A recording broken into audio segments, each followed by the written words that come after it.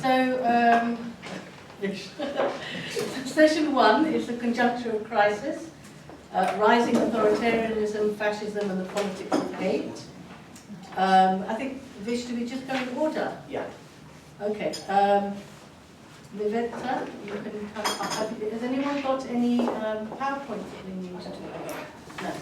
Okay.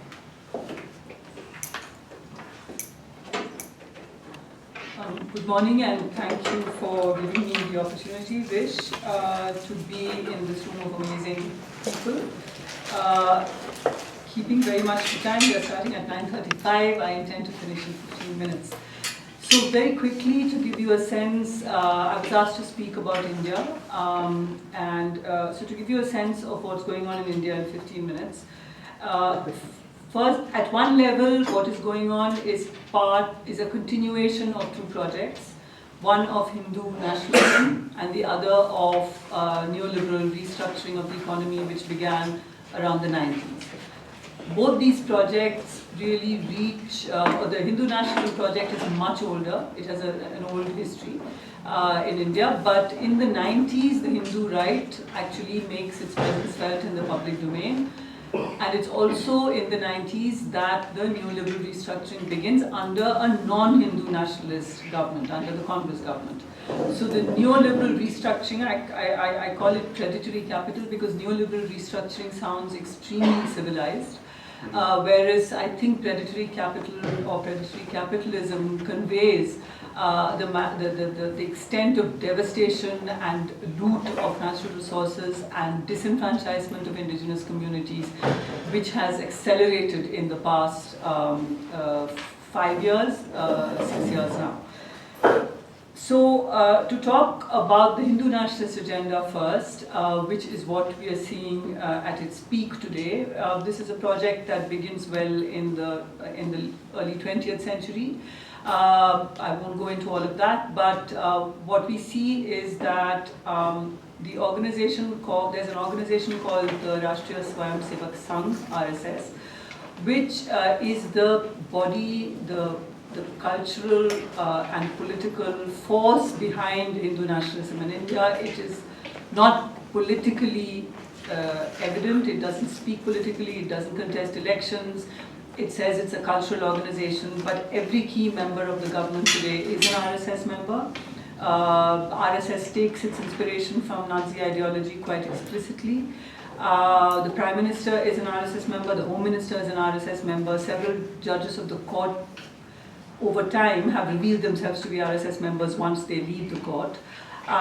So it's not a body with very clear membership in the sense that it's not a card that you can show, but the Prime Minister and Home Minister are explicitly RSS.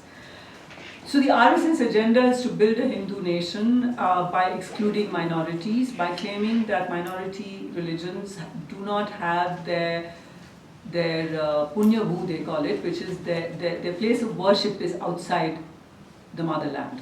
Muslims look to Makkah, Christians look to Christian West. So only Hindus are genuine, can be genuinely national. So the Hindu Nation Project is about melding Hindus and nationalism. And in the current conjuncture of crisis, after the BJP came to power in 2014, they completed 5 years of government, and then in the May 2019 elections, they won sweepingly with 300 seats. I will only state here that this election is highly suspect, that this kind of sweep of seats was not possible without some kind of manipulation of the Election Commission of India. We are aware of this. There's all sorts of attempts to expose this, but nevertheless, they are in power with 300 seats. One of the key legislation, so immediately after coming to power, the Supreme Court passes a judgment on the long dispute on the demolition of Babri Masjid and the place of birth, supposedly, of Lord Ram. And the Supreme Court, in its final verdict on this long simmering dispute, it's long simmering since colonial times. So we have to also understand it's not as if there's an ancient memory of the destruction of the mosque and so on. It's produced under conditions of modern Hindu nationalism. But finally, the Supreme Court gave a verdict after May 2019. It's as if May 2019 enabled a number of things to simply happen legally. So the Supreme Court passes a judgment in which it very clearly states that the demolition of the masjid was a criminal act. It states that the takeover and the planting of the flag, the saffron Hindu flag on the mosque, etc. was, so they accept it as a criminal act, and then they say, but we're going to hand over the land to the Hindus anyway to build a temple, and the Supreme Court directs the government to set up a committee that will oversee the building of the temple. So this is a complete conflation of the Hindu nation and the Indian state.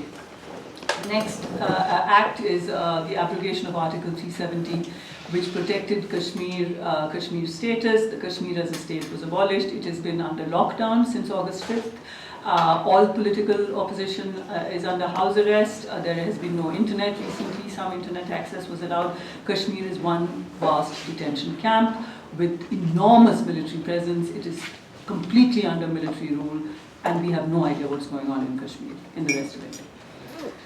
There has been the use of sedition as a charge, which is a colonial era provision to clamp down on the smallest expression of dissent, even by, say, a young person on Facebook.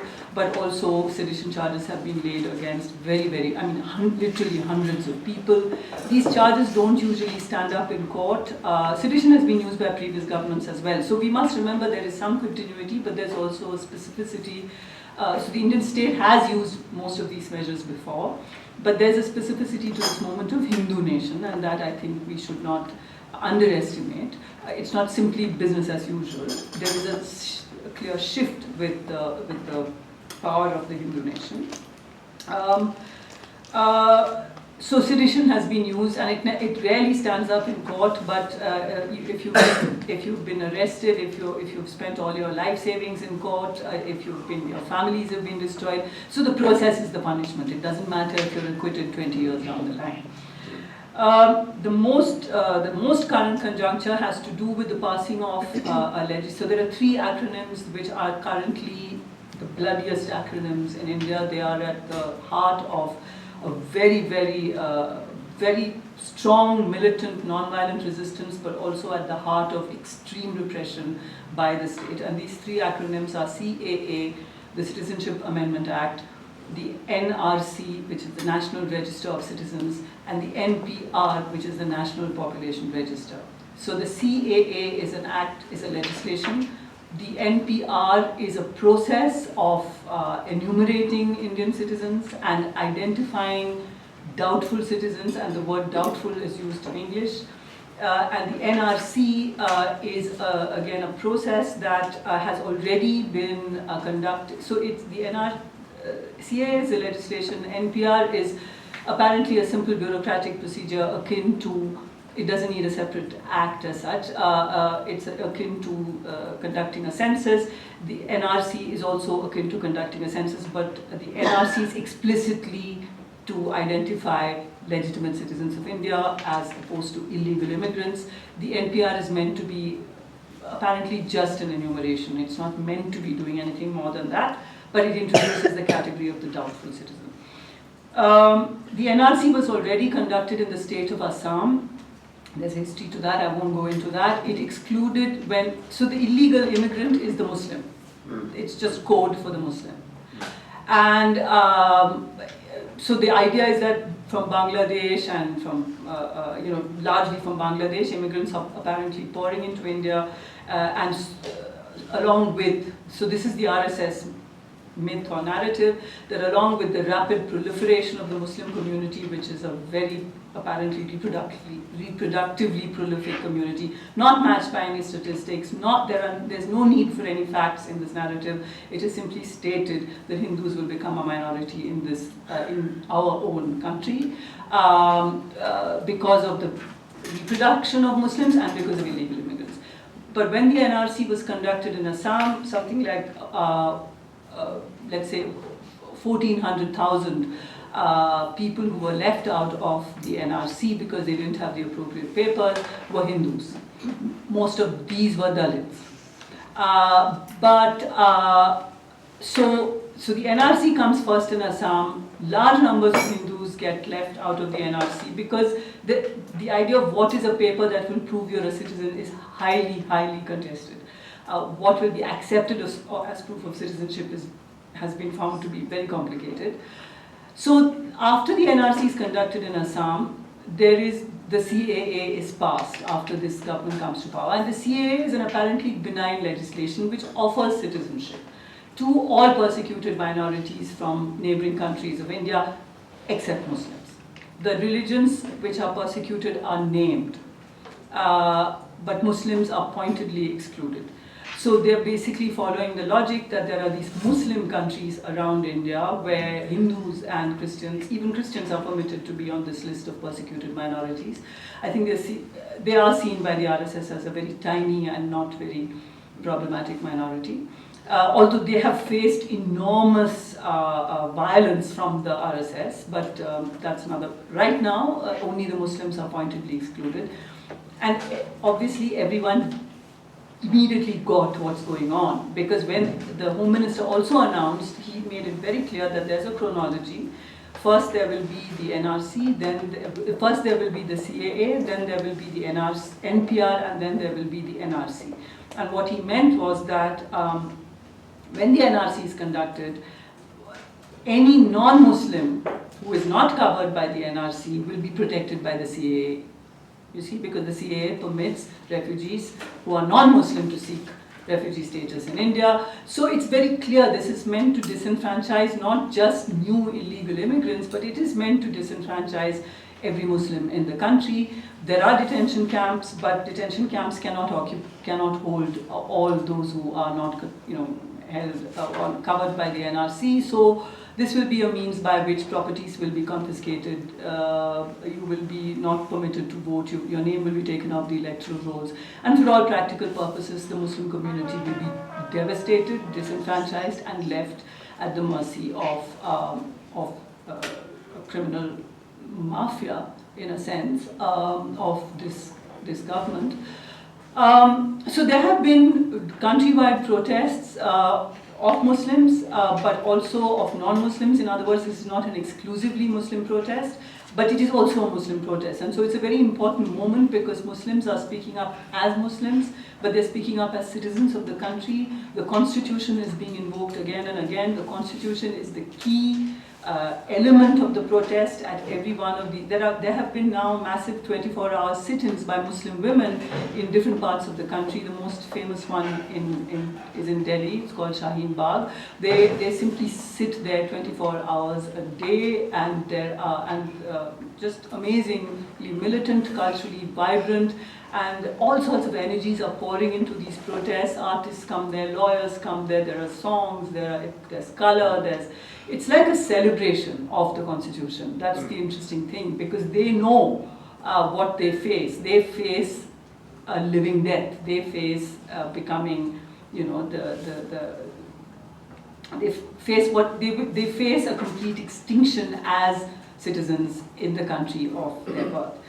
So this is the Hindu nationalist agenda, and in 2 minutes let me say that this is very much linked to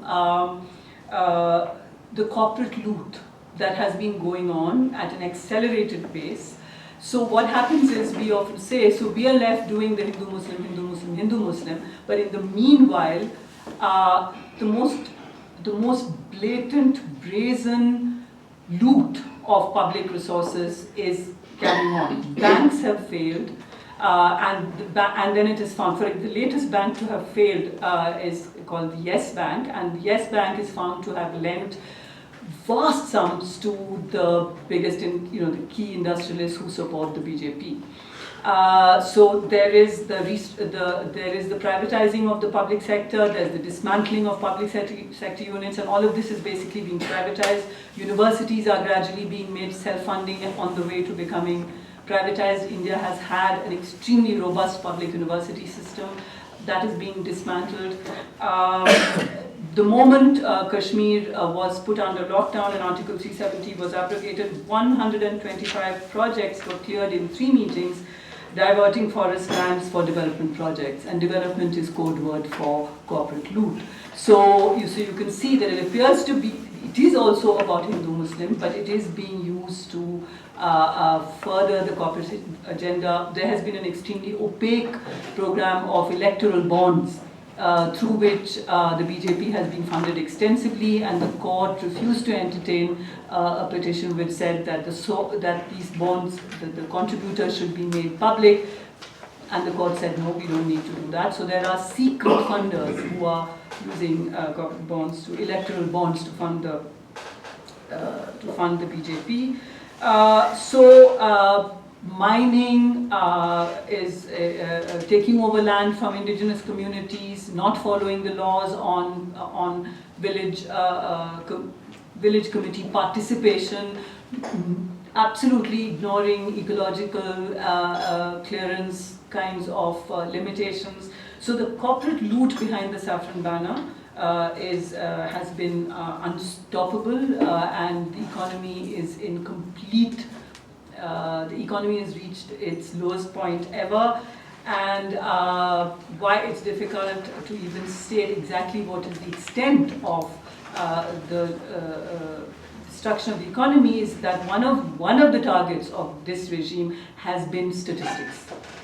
So statistics are not available anymore on anything. So the key, the very important economists of the country have pointed out to what looks like a bloodless, bureaucratic issue, which is the complete lockdown on all kinds of statistics. But what this means is that we have absolutely no information about the extent of the damage that this regime has done.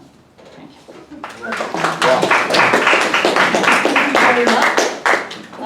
We'll have a discussion at the end of all the talks, if that's okay with you.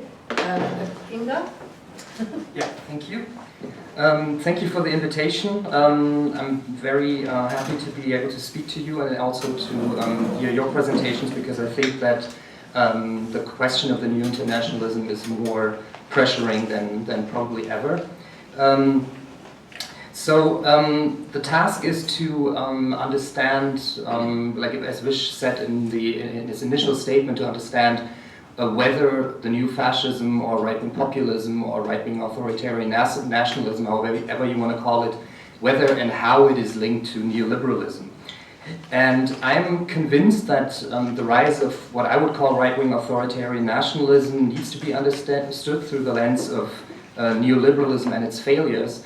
But at the same time, the relationship between neoliberalism and the far right is quite complicated. There's, Vish also said in the beginning, that we need to move beyond slogans. There's a very popular slogan still being used in German demonstrations. It's called "Hinter dem Faschismus steht das Kapital," so capital is behind fascism, but it's much more complicated, as I will try to argue. So in the 1990s, essentially hardly anyone would have disagreed with the statement that liberal market economics will lead to technological innovation, will lead to efficient allocation of resources, will lead to economic stability, and as many of the neoliberals argued, would then also lead to liberal representative democracies. That was the Fukuyama's thesis, that was the Tina thesis, etc. Today, I think more and more people are aware that on all of those fronts, neoliberalism has been a big failure. It's not technologically innovative. As we know, most of the innovations that come out of digital capitalism were publicly funded technologies. It's also not efficient. In many ways, we can discuss, or you know what this is all about. But it's also, if you look at the tremendous numbers of financial crises that neoliberalism has undergone since the 1980s, it also does not lead to economic stability. And that lack of economic stability has increasingly shown that also political stability is endangered, or actually we have already entered an age of political instability. The general thesis of neoliberalism was that it would lead to equilibrium. That is how it is neoclassical economics is based upon, like the notion of equilibrium. Crisis is not supposed to occur, and if it occurs, it's because of state intervention. But if we look at the reality of neoliberalism, we see that it's essentially a world of disequilibrium. We see it both in terms of the divergences of the global north and the global south. We see it in the divergence of the Eurozone's core and the Eurozone's periphery. We see it in the divergence of globalized metropolitan areas and the provincial hinterland. And we see it also in cities as well, where you have functioning, prosperous inner cities, which are have on the underside the banlieues and the ghettos, where the mostly migrant working class is being condensed. And so out of this disequilibrium, out of these failures of neoliberalism, I think the rise of the far right needs to be understood. It needs to be understood in terms of what I would call the six-dimension crisis, by which I mean a crisis of capital accumulation, a crisis of social reproduction, a crisis of social cohesion, which is reinforced by processes of the fourth industrial revolution, by a crisis of democracy, which is the result of the first three crises, a crisis of world order, as you know, the relative decline of the American empire and rising China, and a crisis of ecological sustainability and the impending climate catastrophe. And out of this six-dimensional crisis, political instabilities occur.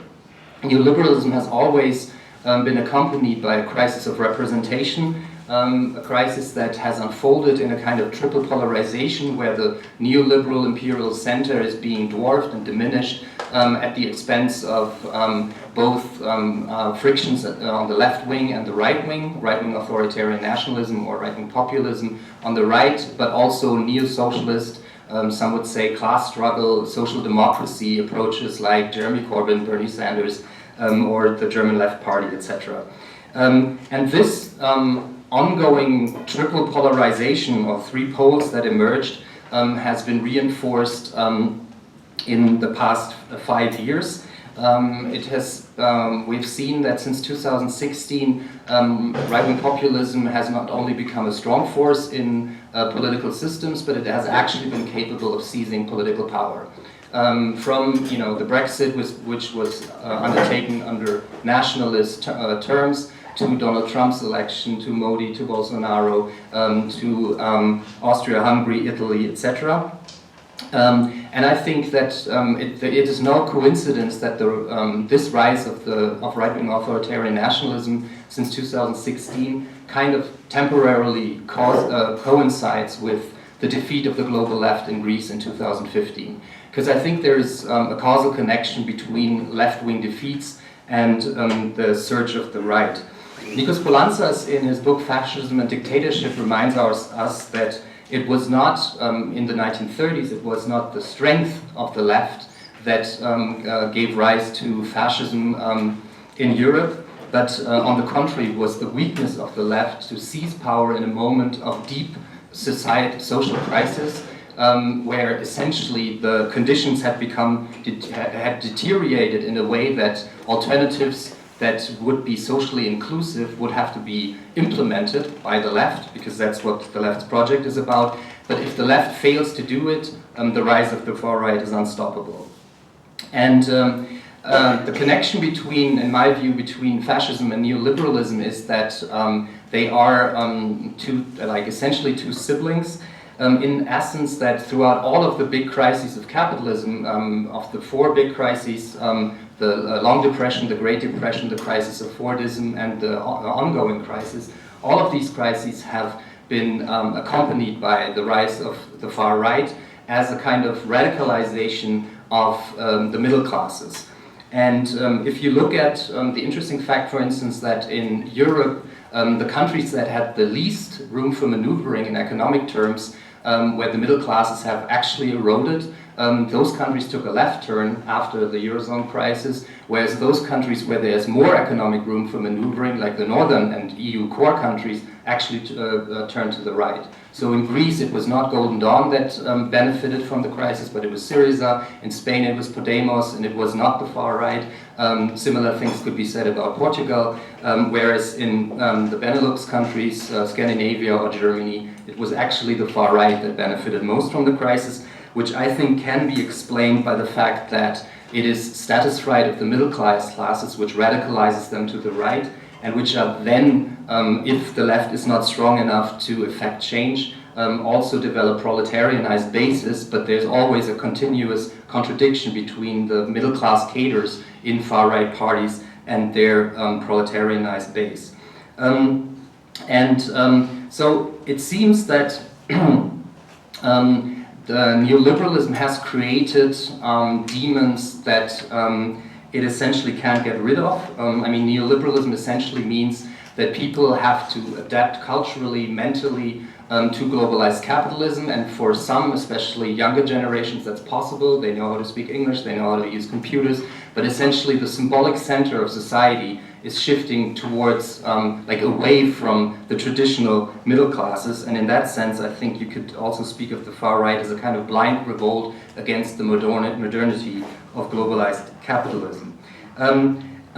And if you add to that the crisis of liberal democracy to deal with things like you know, the health crisis that we have now, or if you look at the way, the inability to deal with the climate crisis or all the other levels of the six-dimensional crisis, I think you can also see why we are in a moment where Caesarism has you know, a new like appeal to people, because apparently multi-party systems are incapable of actually dealing with these politics, and that Caesarism even extends to the left. Like if you look at, in Germany for instance, the popularity of Sarah Wagenknecht, it has a lot to do with a kind of desire for individuals that are credible and that might help, might be able to lead us out of this crisis. But given that the far right has been been able to seize power since 2016, I think we can now also look at what right-wing authoritarian nationalism does when it rules, when it comes to power. And the question is, do they actually, according to economic nationalist programs, do they break with global capitalism or don't they? And if we look at Bolsonaro, Modi, or Trump, I think, or some of the European countries, you can see that they don't break with global capitalism yet. I think the difference between historical fascism and the right-wing authoritarian nationalism of today is that historical fascism was functional to the dominant faction of capital at the time, which was still nationally organized capitalism with national bourgeoisies, and in that respect, the German Nazi Party could actually unfold a program that was useful to the national bourgeoisie, namely expansion through military means. But given that under global capitalism, the transnational capitalist class is essentially the dominant faction in the power blocks, the far right is dysfunctional. Just to give you an example, like the German far right, the AfD, is against not only NATO, it's against also the Euro and the European Union. But from the perspective of transnational corporations in Germany, like Siemens, Bosch, or Mercedes, or BMW, etc., this is an absolute no-go. Because not only is the Euro the precondition for expanding in a global manner, the European Union is a precondition for potential military expansion, and NATO does the same thing. So as long as the far right does not accept like empire, like the military projection capacities and the economic globalization, it cannot be an ally for traditional conservative parties. Essentially what we've been seeing is what I would call the Austrian model. It is the far right can be included in power, it can partake in power, as long as it gives up upon its economic nationalism.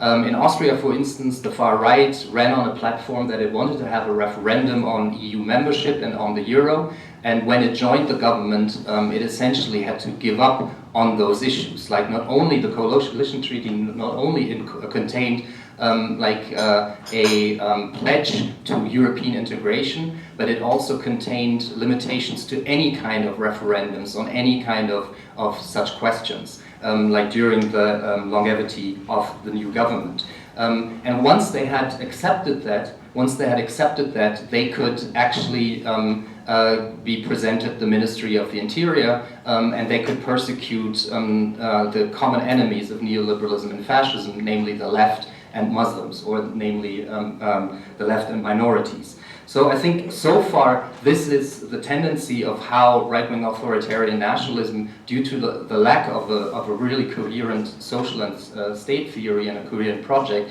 has been integrated into an increasingly authoritarian global capitalism. But that does not mean that it is not possible and unforeseeable that there might be nationalist projects that the domination of the logic of politics over the logic of economics lead to a retrogression of global capitalism, or of an uncoordinated collapse of global capitalism, which might be reinforced by things like the coronavirus. Under those circumstances, I think the left would find a very new configuration for new imperialist politics. Because essentially the lesson of 1945 was that we've seen an increasing nationalization of historic socialist labor movements, while we at the same time saw an internationalization of the capitalist class. But what if, like, the uncoordinated collapse of global capitalism, of the multilateralism that could coordinate any such a thing as the global Keynesianism of the 2008 crisis, if those multilateral institutions are in crisis, if nationalism is on the rise, then a new internationalism from the left might be the best, or maybe even the only realistic attempt at dealing with the social question, the climate question, with migration and other things. And so I think that is something that we might want to keep in mind for the rest of our discussion today. Thank you very much.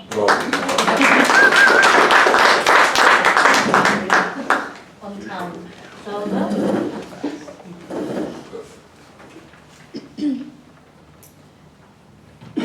Thanks. I know it's terrible to start with apology, but I must admit, when Vish asked me to speak, I wasn't quite sure on what. So, so Vish, I think you run the risk, for the risk is yours. So, I think, given the two previous speakers, I mean, I think Neva's account of the politics and polity in India nearly seems to be not necessarily a carbon copy of South African politics, but nearly a sense of a trajectory if we don't have interventions as to where we would be. I mean, the question we asked sort of in the car coming this way was sort of how do we get there? And I think that's sort of a question that hopefully we will address during the course of discussions. And then also just following to that, sort of the general political, socio-economic, historical framing of the question, I think leaves me with, I think one that I wouldn't apologize for what I'm going to be saying, because I thought perhaps it might be interesting and important to look at the conjuncture of rising authoritarianism and fascism and the politics of hate, but also look at the enemy within. So I'm going to maybe throw out a few hopefully provocative statements. And why is that important? Because I think we've been lulled often as the left, not even sometimes understanding what and who is the left, that's conjured up conveniently at certain points, but also that we ourselves haven't gone through a reflection of the historical moments faced by the left, and hopefully that would be sort of a key question, I would think, at least from where I'm at, as to why it's important and how we could answer that. So just in layperson or laywoman's terms, what do we consider authoritarianism to be? Now we've heard sort of the expose theoretically and conceptually, but sort of in sort of layperson's terms, I would think that if authoritarianism is broadly defined as the form of government which limits political freedoms, engenders hate within others, and others misfits, then we need to look at how that manifests in the general polity, and also how we contribute towards the manifestation of that form of politics and politicization thereof. So in simple terms, when government exercises its power with authority, whether it assumes that authority or takes it, it often does so through force, but not always. And it holds sway over the means to do so. It's a project that isn't necessarily straightforward. We don't often see it coming, as in the case of India. Was it a moment? Is it a precise, is it a legislation? or do we see it quietly creeping in? And what is our contribution as sort of broadly social justice activists and the broad left? What is our contribution towards this project? We also see that this gradual and incremental manifestation sometimes has the help from unexpected quarters from the left. So, and I'll come back to that in a moment. The government or an entity, whether it's a ruling party or ruling parties, coalitions, etc., engages in all kinds of strategies to direct the project of authoritarian rule through mobilizing resources, conscripting sectors of society, through propagating identity politics, tribalism, nationalism, religious differences, etc. It does so through coercing, enticing, rewarding and incentivizing. That is what makes it so difficult, because it's not just straightforward the role of the stick that predominates. It's often what people are enticed by that makes it so alluring, and often would be the hidden project of authoritarianism. So we need to look at maybe the success there of a particular sort of authoritarian rule, and that is measured by the extent to which those most negatively impacted upon act in defense thereof and as their proxies. And when that happens, subjugation is complete. I just want to emphasize that point and hopefully come back to that in the course of our discussion. That subjugation is complete through the conscription and the propagation thereof by those most affected by authority, most negatively affected. What is the relevance of this statement for the left? And before answering this question, and in the context of South African polity, I'd like to look at sort of how we characterize the South African state. Now, generally we refer to the South African state as a democratic, capitalist state, right? It's democratic and it's capitalist. And it's a contradiction in terms, but it's a contradiction we sort of meander around and we sort of negotiate our existence, and we tend to live with it. And occasionally sort of those contradictions emerge just sharply and we organize around it and we demonstrate, but nonetheless it's there. Before we used to refer to the South African state as colonialism of a special type. I think today we need to look at it as democracy of a special type, democracy with authoritarian characteristics. And we don't need to dig too deep to find that nuanced description of authoritarianism within South African polity. Marikana stands out for those who are familiar or unfamiliar with the South African politics, and there's the rule of force. The police sort of brought down sharply on striking workers, leaving 40 odd people killed in the way. Protest action being policed in excessively and increasingly more krachtdadig or old-style policing, apartheid ways of policing protest action, although that is guaranteed as a right in the Constitution. We see the outsourcing of capital punishment. So yes, there is a death penalty in South Africa, but it's outsourced through vigilantism, the lack of management of crime, etc. So the working class can kill each other. It's sort of it's a low-scale war happening, but the state is not present. So yes, the capital punishment is outsourced, and I think that's sort of one of the extreme examples of the lack of presence of the state, lack of care, and certainly forms of condoned authoritarianism. We see that also the mining companies that can run amok, exploit resources, repress communities, Kolobeni, the West Coast, etc. are cases in point. And how do we allow this to happen on our watch? So I want to throw out a few things, maybe in our self-critique, and dare to say that we need to be bold enough to own up to our own internal contradictions. And among that, what are they? Maybe just to run through it in bullet point form. Our fragmentation, our factionalism, our 20th century rhetoric, politics, old politics, out of sync with the populace. SWRP, sorry, sir, but I think that's probably the reason why you left. It can't be banging our fists and shouting of Marxist-Leninist politics and sort of a vanguard and it's sort of, where are the people with whom we should immerse ourselves? Our purist and self-righteous approaches to politics often. Our internal dilemmas of education for self-edification, education for its sake. As long as we continue with political education, we're relevant. The delinking of movement building from political education. And then also the action without political education, which in itself not only is plural, but also populist and can feed into right-wing agendas, as we've seen with some political parties in South Africa and elsewhere, as was pointed out. Our lacking of coherent strategies for change, as seen in failed united fronts. There's been several attempts to get a coalition of the left together, and one upon the other, the United Front, as a case in point, that was initiated by a Labour Federation, and we don't see it having the light of day. And why is that? And that is because we often lack the coherency in our strategies. Also, our separation, whether it is often because of our own class project, often being middle class, often being university-led, certainly petit bourgeois in character.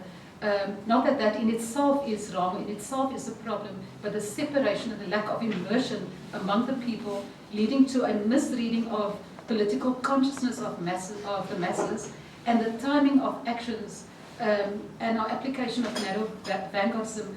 Just as an example, I was completely thrown by some comments made by the total shutdown movement of women.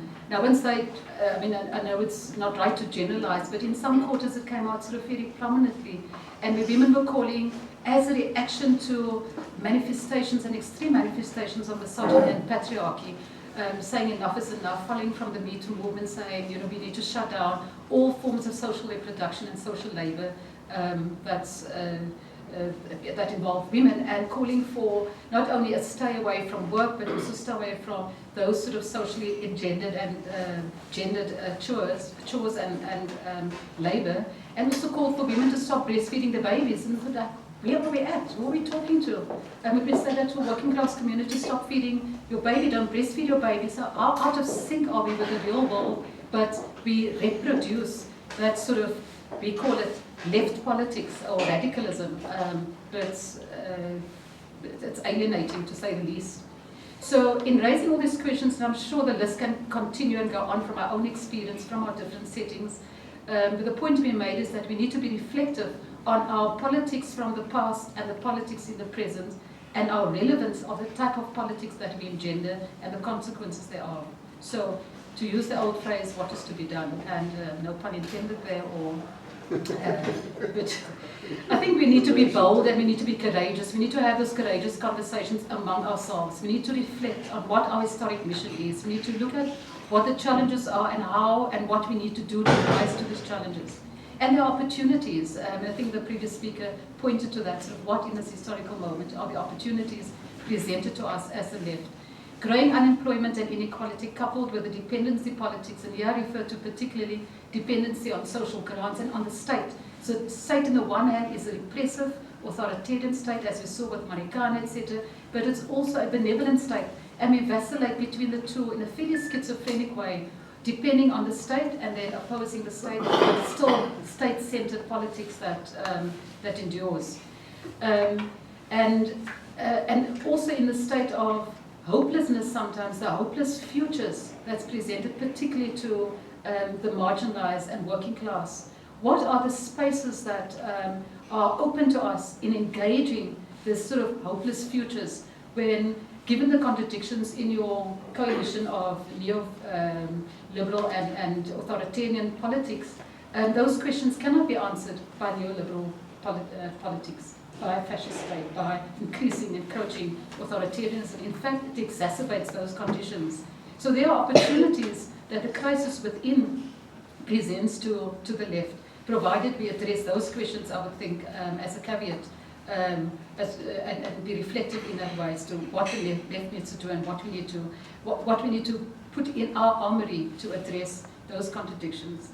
And the climate crisis presents us with this window of opportunity, and I want to emphasize the window because, and Vish would probably elaborate on the science behind it, why it is such a narrow window, and how we seize the moment to address the window of opportunity. So the question is, are we able to rise to the opportunities and to rise to the challenge and to the occasion that our historic mission provides us, or presents us with, in this period of uncertainty, and are we equal to this task?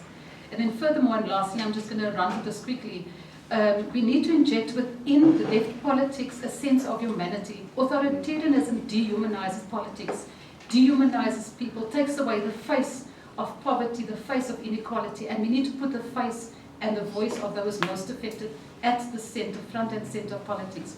We need to give it new meaning, we need to give it a face, we need to give it humanity. And in order for us to connect the trenches nationally and internationally, making the circle bigger, as we generally say, I would dare say that not only to humanize, I want to say womanizing, but in our context it might mean something else, humanizing activism, giving that face and taking that forward, and in order to address the enemy within and to engage the enemy outside. I've got a number of points that I thought I would raise as to what could be catalytic for militant and radical action and distinguishing between the two, how they interconnect. But I think I'll leave that for discussions and questions afterwards. Thank you. Thank you, Zelda, for really keeping to time, and to everybody. Vish.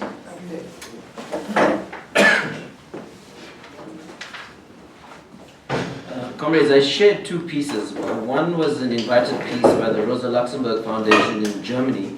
They invited a few people to grapple with the question, why do people envisage the end of the world rather than the end of capitalism? And in that piece, there's optimism of the intellect at work there, which is basically that the new fascism will also burn in the context of the climate crisis. It doesn't have answers behind its exclusionary nationalisms and so on. But that piece is not adequate for the conversation we need to be having, in the sense that it doesn't really help us understand or get into explaining the second coming of fascism, which is the second piece I've shared, which is the rise of eco-fascism. It's a chapter in Democratic Marxism, Volume 6. But I'm going to summarize some of that very quickly and write that up as well.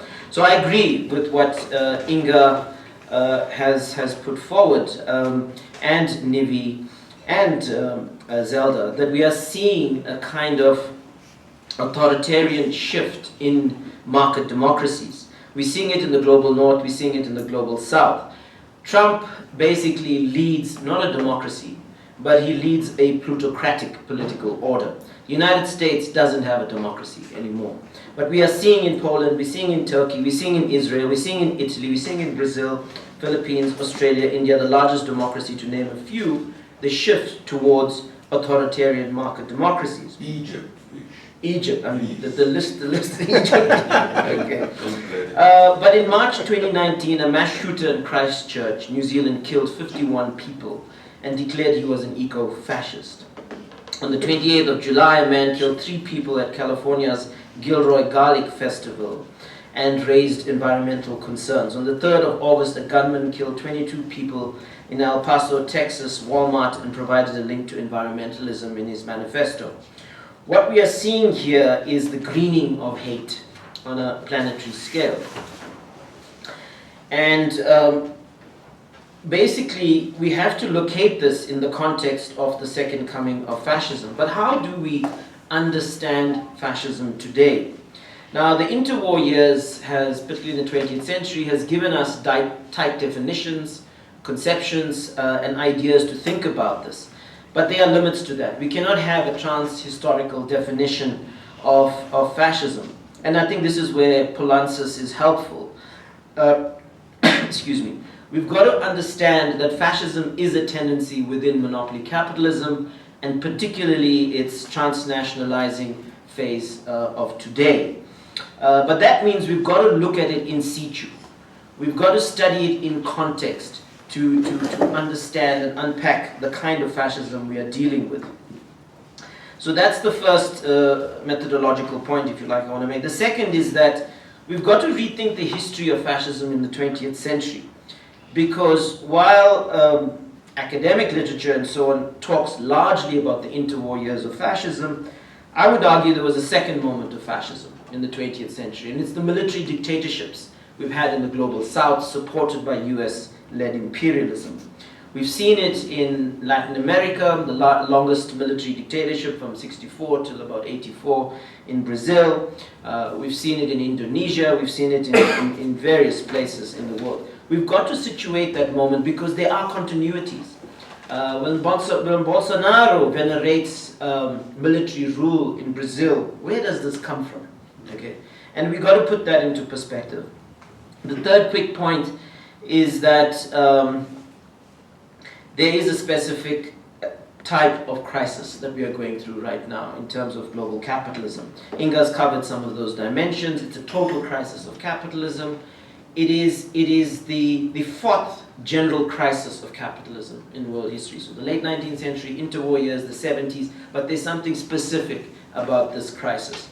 And the way capital responds to this crisis or crises historically has been various fixes to move the crisis around. We've seen world wars in the 20th century. We've seen fascism also come to the fore to solve these crises. But what is the fascism emerging today? And I want to argue that the climate crisis, which is a metabolic rift, which is worsening, is implicated in the kind of fascism that is coming to the fore. So I basically argue that there isn't a coherent eco-fascist project, but there are dimensions to it as a class project that are beginning to congeal, that are coming together. The first, and I think this disrupts center-right neoliberalism. It actually pushes neoliberalism, particularly with the Trump effect, further to the right, as we've been talking about. But in the context of an emergent eco-fascist class project, the first dimension is accelerating carbon capitalism and the metabolic rift around the climate problem and contradiction. And you know, if you really look into it, the use of fossil fuels has been prolonged. This problem was understood scientifically in 1979 amongst the top scientists in the United States that advised Carter. I don't want to get into it, which is all in this paper. But the point about this is that, well, capital's interests prevailed. A coalition of carbon capital in the United States ensured that for over 3 decades, actually, that the carbon problem wasn't front and center. And ultimately, the climate negotiations and so on were compromised. And I don't want to get heavily into that. But what we are seeing, despite the current climate science and so on, is all these big carbon majors further accelerating the extraction and use of carbon. If you look at ExxonMobil, etc., all their capital investments, over 300 billion and so on, it's business as usual. So they basically won the game globally, okay? And they are continually accelerating the metabolic rift around climate and the climate problem. The other dimension to this class project, and by the way, I mean, Trump is accelerating this. I mean, his continuity of fracking and supporting complex hydrocarbons, the new frontier of extraction, is further exacerbating this problem. The second dimension is the securitizing of climate chaos and advancing imperial control. And so, what we are seeing increasingly in climate thinking, and so the Pentagon has the most advanced thinking on this climate problem in many ways, is to really securitize the climate problem. And for the U.S. Pentagon, it sees this as a threat multiplier. It sees it as a threat to national security in the United States. This has very, very serious implications for even how climate justice politics plays itself out. You are already seeing a securitization in national context, but walking in lockstep with the US military approach is the UK, Europe, NATO, G7, G8, G20, World Bank, World Economic Forum. They see the climate problem not in terms of its deeper causation and so on, but they see it as a security problem, which means it has to be militarized as a threat. Now this leads into elite panic and greater securitization, and basically citizens become the threat to stability and order. Also, adaptation is on the terms of these forces from within that security framework. So you've seen this at play with Katrina in the United States and various climate shocks. You see Homeland Security, the boilerplate coinciding with this as well, and diffusing. So the UK has a Civil Contingency Act passed in 2004, and it can declare a state of emergency without Parliament voting, etc. You're seeing this diffusing to Canada, you're seeing this diffusing to Australia, and so on. So basically a climate security paradigm is on the march, and this coincides with sort of the high-tech security industry on a planetary scale, policing borders in Europe, Fortress Europe, the incarceration complex in the US, etc. I mean, Extinction Rebellion and Greenpeace, etc. were declared security threats recently in the UK. So we need to put all of these things into perspective.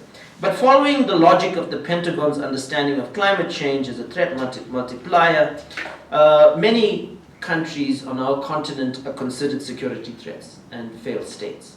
So this is what you've got to understand the Africa Command of the US to be about here as well. So it comes home to us. So these are going to be zones of planetary chaos as climate shocks intensify, etc. And you are going to see this militarized response. We're also seeing exclusionary nationalism, patriarchy, and ecocide. This is expressing itself in the rhetoric of a lot of these right-wing parties. Trump is the embodiment of a male-centered patriarchy.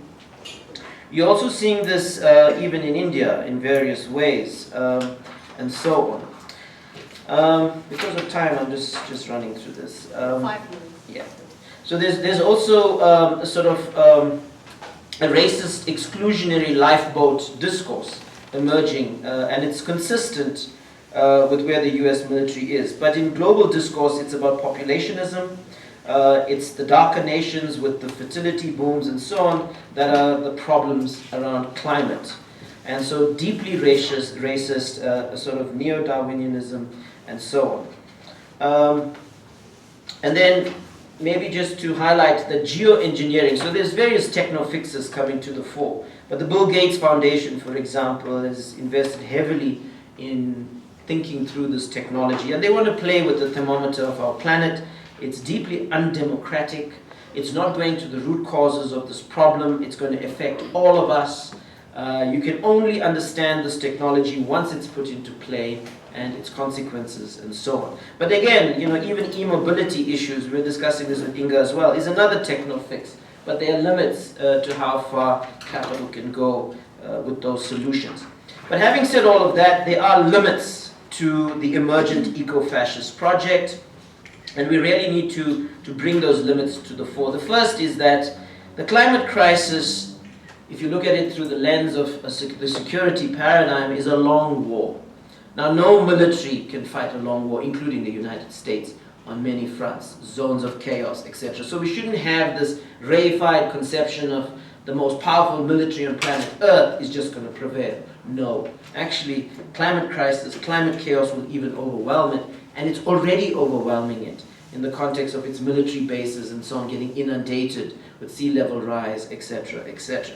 The second point to make around limits is that there is a shifting planetary awareness.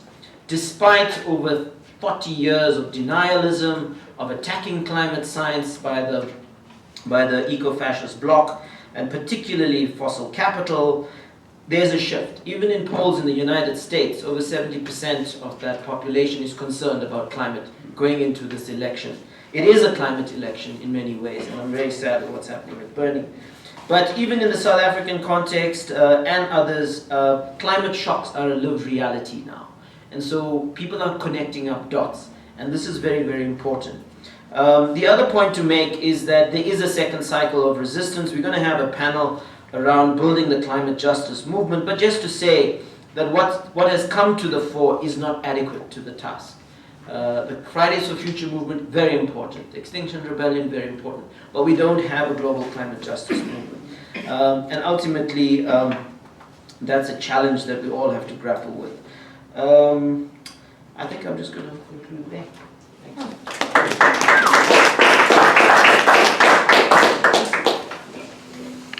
Okay, I'll stand here if you all can hear me. Yep. So I'd just like to thank the speakers very much for very